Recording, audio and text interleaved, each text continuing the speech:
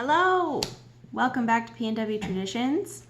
My name is Melanie, and it has been a while, guys. We have not been on YouTube for probably 2 years now, and we're just now getting back into it. And as you can see, I'm in a totally different kitchen than I was before.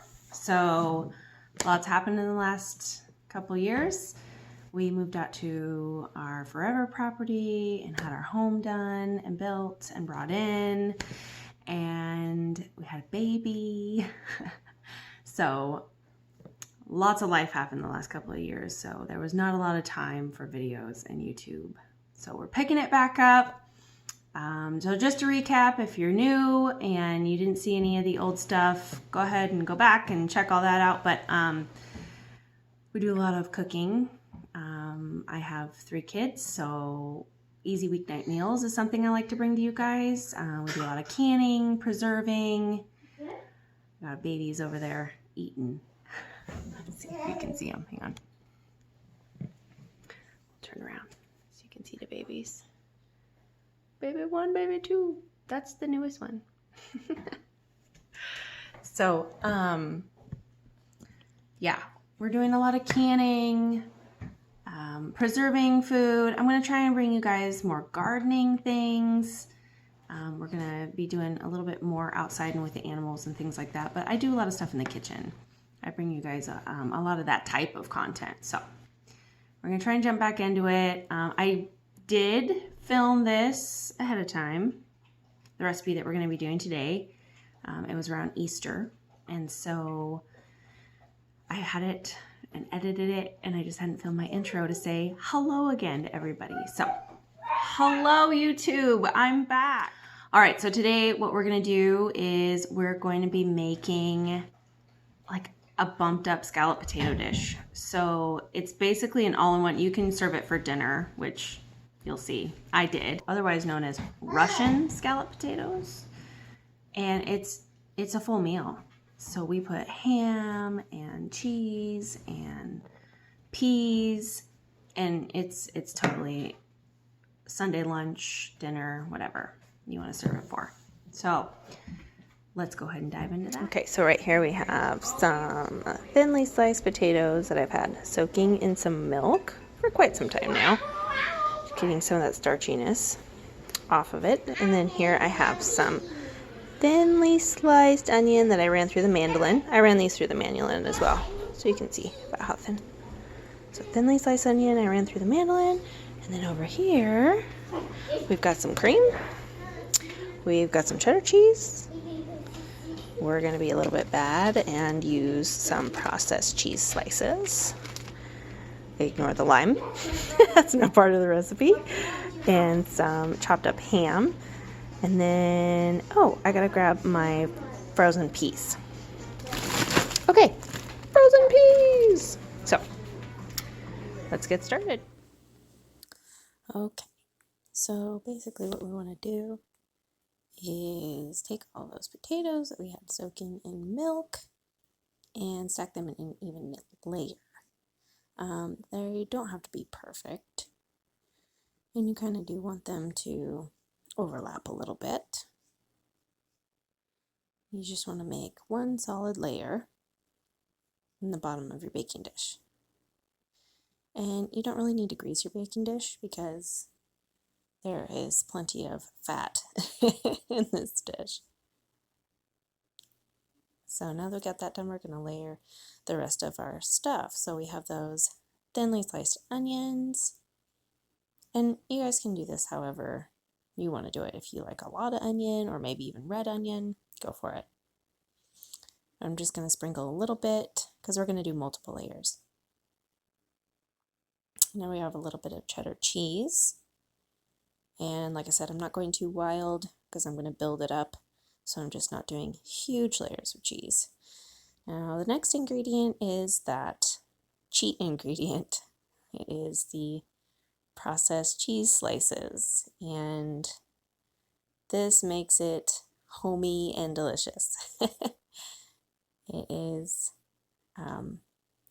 quintessential comfort food after you put this in here. And I'm just layering on 4 slices per layer. I think some of the layers I actually did 3, but however much you want. It just gives it that warm, cozy, cheesy deliciousness. And here I've got some diced up ham. I diced it pretty small. My family, they tend to like it in smaller pieces, but you could even do like shaved pork or even bacon, whatever it is that you have on hand. And then I'm just doing frozen peas straight out of the bag, just sprinkling some on. And then we're just going to start our next layer. So we grab the potatoes again and begin the next row. And so this is about 4 layers I think I've gotten. I'm just putting the final little cheesy touch on it. This is important to have cheese on the top, even if it's just a little bit, because it creates all that brown, crusty loveliness when it comes out of the oven. And so here we have some cream. Now I went back and forth. I saw some recipes that said you could do it with a roux and thicken it, pour the cream in, and so it'd be this really thickened liquid that you pour over, and you can season it and everything. And then I saw some other recipes where they just poured the cream over their potatoes. And I was like, well, I'm a busy mama. I think I'm just going to pour cream over my potatoes. And it worked out. So just pour the cream over your potatoes, and you can see I'm being kind of careful to make sure to get it everywhere. And I also decided I was just going to go ahead and use up the rest of what I had here instead of saving that last little bit. And it's about 1.5 cups, I'd say, to 2 cups. And this is a 9 by 13, if I didn't say, baking dish. And I'm just sprinkling over some black pepper. I think black pepper makes everything look more delicious. I don't know why. And then we've got some smoked paprika, which I had read online that makes ham taste better, I guess. So I went ahead and went with the smoked paprika. It's actually one of my favorites. So now we are going to cover this up. I always put down a little piece of parchment paper before I put aluminum foil on. And then I'm going to put some foil over the top of that and kind of tuck it in tight if you can.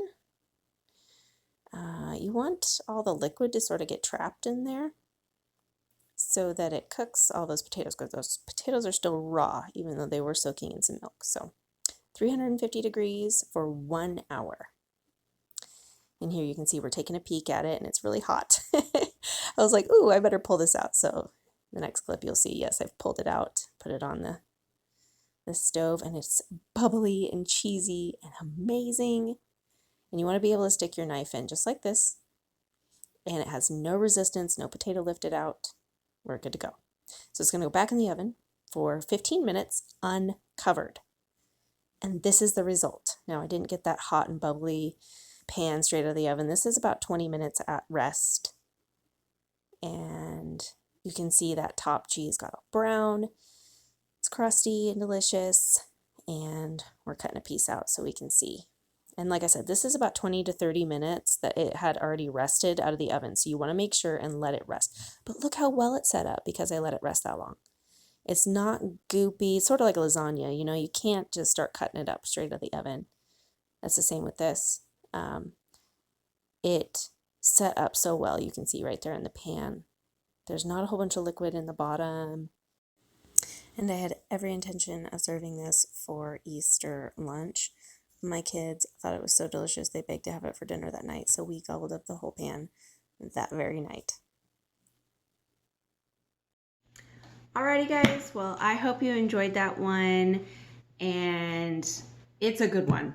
Trust me, make it for your kids. They'll gobble it up. It was so delicious and warming on a rainy day. It's perfect. So we will be back soon, and I will try and bring you something else from the kitchen, and maybe we'll even start doing some gardening stuff here pretty soon. So I'll catch you guys on the next one. Bye.